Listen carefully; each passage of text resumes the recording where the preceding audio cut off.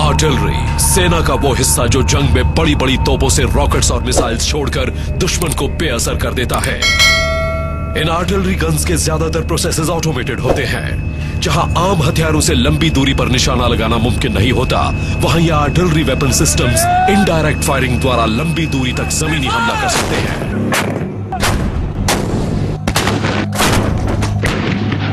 Indirect firing systems के विकास और लगातार सुधार की वजह से विश्व युद्ध में जितनी जानें तोपों की वजह से गई, उतनी किसी और हथियार से नहीं।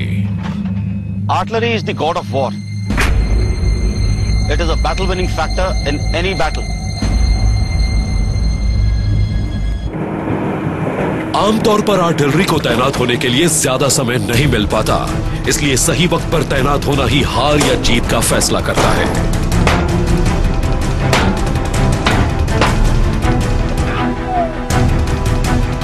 आर्टिलरी फौज यानी तोपची, जिन्हें गनर्स भी कहा जाता है, इन्हें हमेशा दुगनी तेजी से काम करना पड़ता है। सही ढंग से तैनात की गई आर्टिलरी फायर किसी भी जंग का रुख बदल सकती है।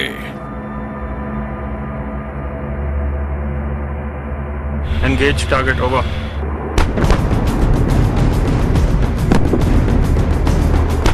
दुश्मन के ठिकाने पर बीचों बीच लगातार बमबारी करने से वो तितर बितर हो जाता है और उसके हमला करने की क्षमता घट जाती है, जिससे टैंक, इन्फेंट्री कॉम्बैट व्हीकल्स और पैदल सैनिक ज्यादा तेजी से आगे बढ़ पाते हैं।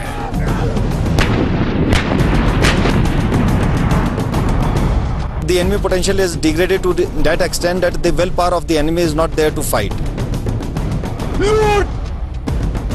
घातक बमबारी की क्षमता के कारण आधुनिक रणनीतियों के फैसलों में आर्टिलरी की खास भूमिका है। आर्टिलरी सही मायने में एक मल्टी टेरेन लड़ाकू है। इन तोपों को किसी भी तरह की भूमि पर तैनात किया जा सकता है, मैदानी इलाकों से रेगिस्तानों तक, पहाड़ों से बर्फीली चोटियों तक या घाटियों में भी।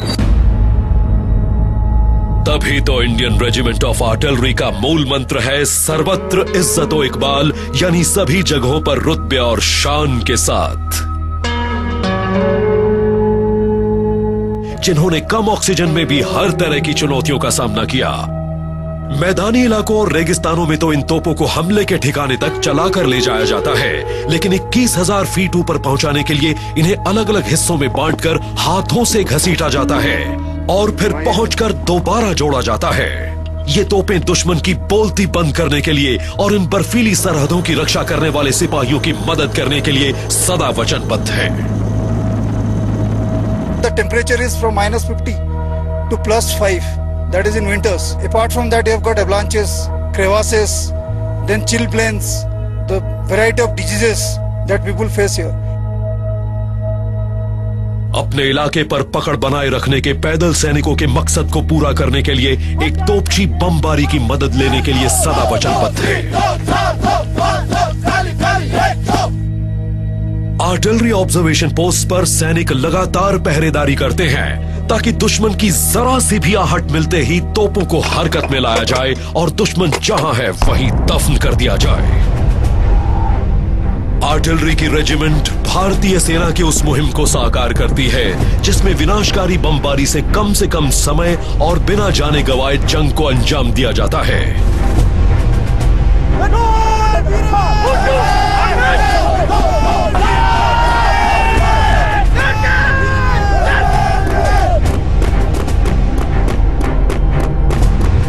चुनौतियों को मुंह तोड़ जवाब देने वाले इन तोपचियों ने अपनी ताकत के प्रदर्शन से बार बार यह साबित किया है कि यह जंग की किस्मत को पूरी तरह बदल सकती है।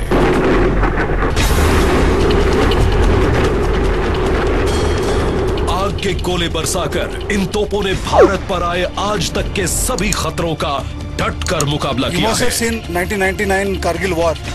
It is the war was fought and won by both infantry and artillery.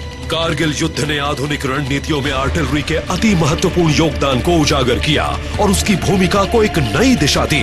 हर रोज करीब 300 बंदूकों, मोर्टर्स और MBRL से करीब 5000 आर्टिलरी शेल्स, मोर्टर बम और रॉकेट्स छोड़े जाते थे। दूसरे विश्व युद्ध के बाद इस पैमाने पर गोलीबारी कभी नहीं हुई थी।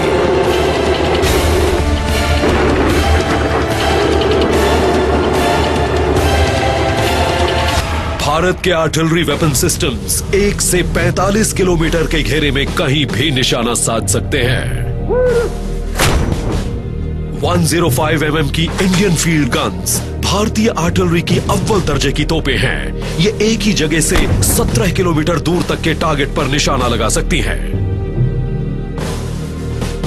इंटेंस फायरिंग मोड में ये एक ही मिनट में 5 राउंड्स फायर कर सकती हैं और इन्हें मैदानों में, रेगिस्तान में या पहाड़ों पर तेजी से तैनात किया जा सकता है।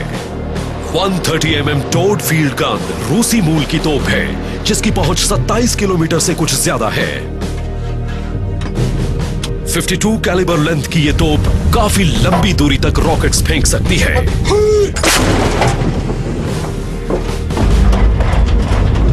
बोफोर्स की 155 mm FH-77 फील्ड हॉबिट्जर को दुनिया के सबसे बेहतरीन और क्रांतिकारी टोड फील्ड आर्टिलरी सिस्टम्स में से माना जाता है।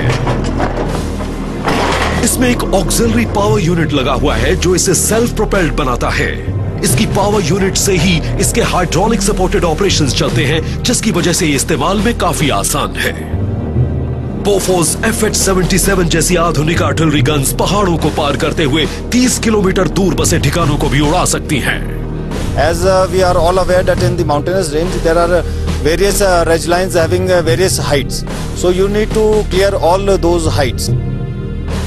गन को ऐसे एंगल में पोजीशन किया जाता है जिससे गोले पर्वतों को पार करके सीधे दुश्मन के ठिकाने पर जा गिरे और दुश्मन पूरी तरह स्तब्ध रह जाए।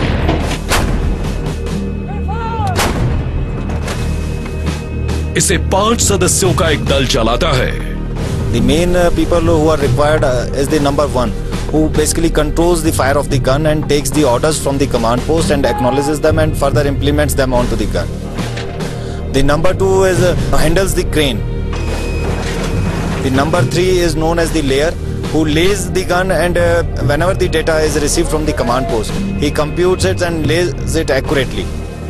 The number 4 is there to load the charge bags. The number 5 is there to prepare the ammunition. इन तोपों को दुश्मन से दूर ऐसी जगह तैनात किया जाता है जहां से दुश्मन दूर होने के बावजूद खुद को इनकी पहुंच से बचा नहीं सकता। Talking about firing at ranges at 20 kilometers, 30 kilometers, and even beyond. This range cannot be seen from the gun end, so you need someone who can see the target end. सटीक निशाना लगाने के लिए दुश्मन के ठिकाने की सही पोजीशन की जानकारी होना बहुत जरूरी है।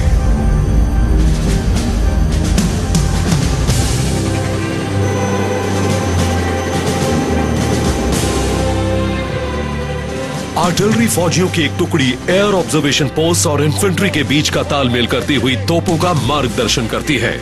दुश्मन के ठिकाने का पता चलते ही आर्टिलरी ऑब्जर्वेशन पोस्ट ऑफिसर उनकी सही लोकेशन की जानकारी फील्ड गन यूनिट्स को देता है। फिर ट्रिग्नोमेट्री की मदद से तोपों के मोर्चे और लक्ष्य के बीच की दूरी और दिशा की कैलकुलेशन की जाती है। यह ऑब्जर्वेशन पोस्ट तोपों से कई किलोमीटर दूर हो सकता है। 1 round gunfire. Battery target. Number 1 throw. और इस तरफ ठिकाने के सही कोऑर्डिनेट्स मिलते ही गन पोजीशन ऑफिसर तोपों को निशाने पर सेट कर देता है। 572 चार्ज वाइड 4 एलिवेशन 0264। फायरिंग का ऑर्डर मिलते ही तोपची गोलों को छोड़ना शुरू कर देता है। Fire by order. Fire by order. Number 1 throw. Number 1 fire. Number 1 fire.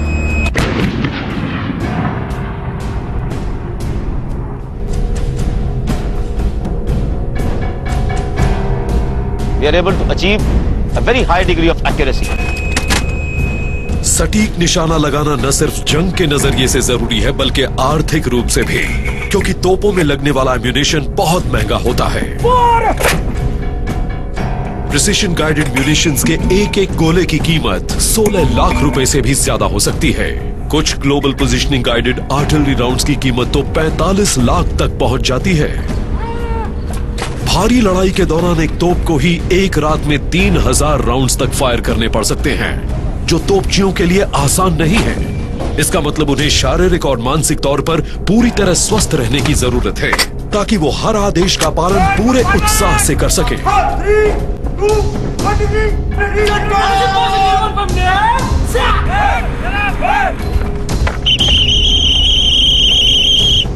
अगर दुश्मन को तोपों के ठिकानों का पता चल जाता है तो नियम के मुताबिक तोपचियों को झुककर अपनी रक्षा तो करनी ही है, लेकिन हालात बेकाबू होने से पहले तोपों को भी एक सुरक्षित स्थान पर ले जाना है। आखिर तोपों के बगैर एक तोपची तो कुछ भी नहीं। We've got an alternate position wherein which is already prepared.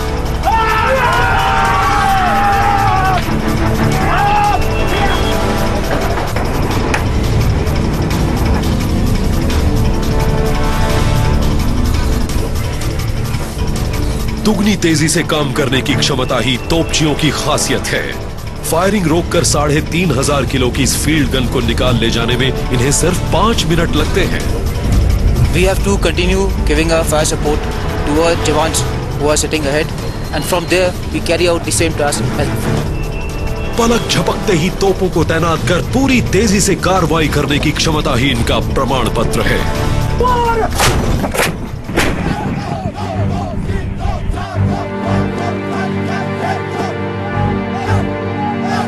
अपनी हर चाल में बिजली जैसी फुर्ती ही एक अच्छे गनर की पहचान है। एक तोपची के लिए इससे बड़े गर्व की बात कोई नहीं कि फायर करने का सबसे पहला मौका उसे मिले।